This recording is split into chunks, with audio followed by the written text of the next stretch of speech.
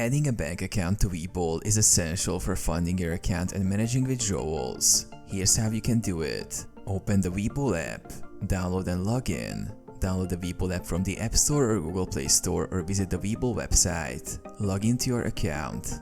Navigate to Account Settings, Access Settings. On the mobile app, tap on the Account tab at the bottom of the screen.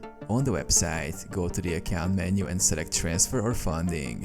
Initiate Bank Account Link. Select Bank Linking. Tap on Add Bank Account or Link Bank Account. This will start the process of linking your bank account to Webull. Enter bank information.